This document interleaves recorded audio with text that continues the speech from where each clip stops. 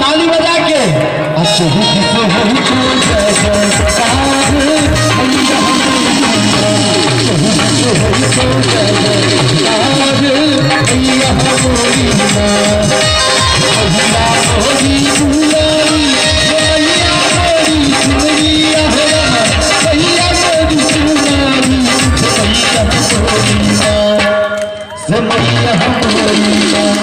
बोले छठी मैया की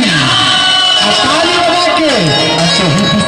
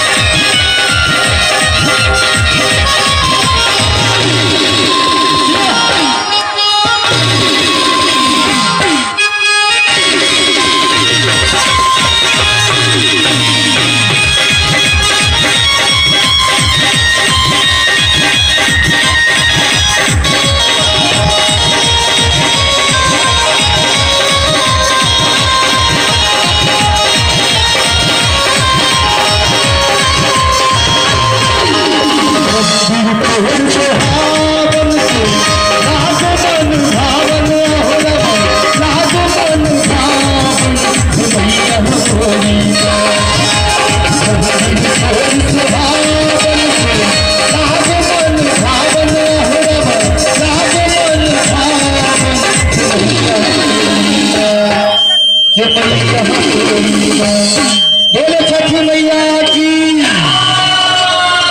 और एमा से थपड़ी बजे छे एमा से माई बहन सब बैसल छथिन दुकान पर सब गोटे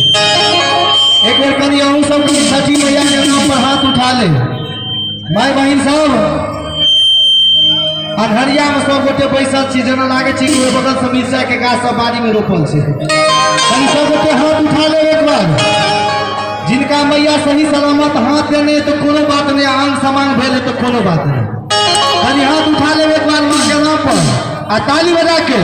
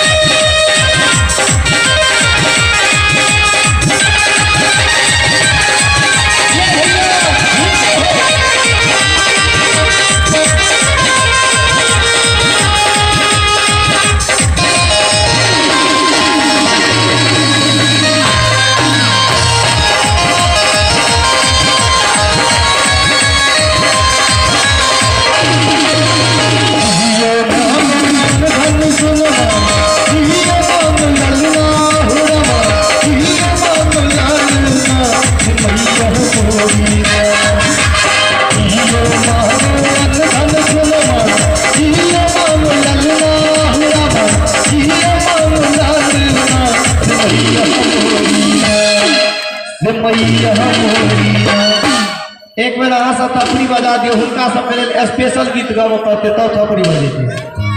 और कहल गेलै है कि देखना है कि किसमें है कितना पानी देखना है कि किसमें है कितना पानी एक तरफ महाराणा प्रताप तो एक तरफ झांसी की रानी ऐसा ताली बजा दीजिए और ताली बजा के अब मंदिर तोड़ सुहावन से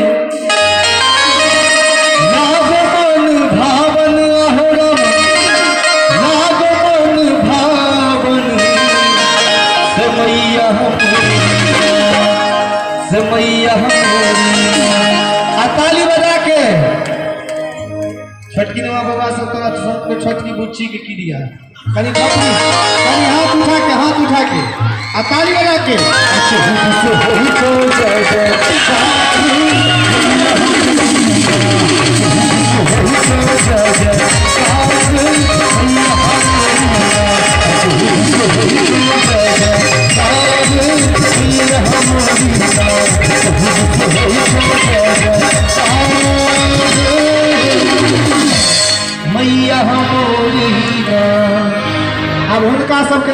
छोट सी गीत गाबि दै छी की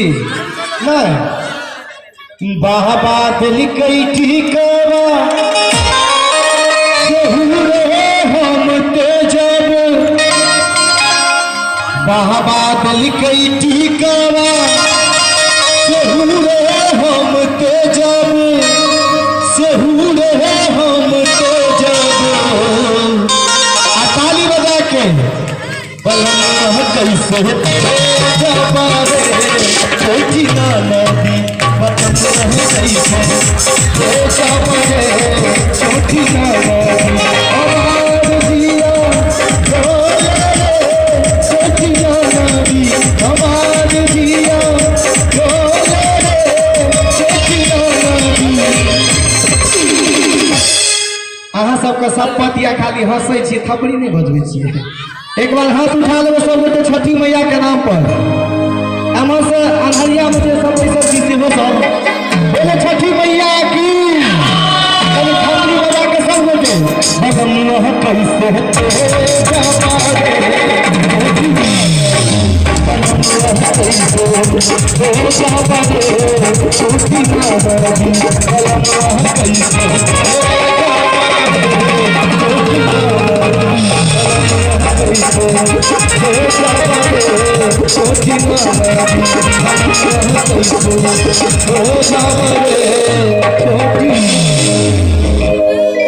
और छोट सीन एक छठ के गीत अपने सबको सुनाबी जते भाई सब कान छथिन आज छठ के पर्व खत्म भ गेलै हाँ हाँ जे कमे सरकार से आ होते खाली दिन हाँ कनी आराम से रहो जते ठान छी सब गोटे एक बार छठी मैया के नाम पर हाथ उठा ले भैया अहाँ सबके लाज होइए मर्द के लाज नहीं है लेकिन अहाँ सबके खूब लाज होइए अहाँ सब एक बार हाथ उठा ले सब गोटे छठी मैया के नाम पर यहाँ से लेकर वहाँ पर सब गोटे बोले छठी मैया की और कहल गए कि मोबाइल वही काम करता है जहाँ टावर होता है मोबाइल वही काम करता है जहाँ टावर होता है और मैया के नाम से ताली वही बजाते हैं जिनके हाथों में पावर होता है क्या भैया और जितने भी खड़े भैया हैं इन सब के लिए कहना है उगा हो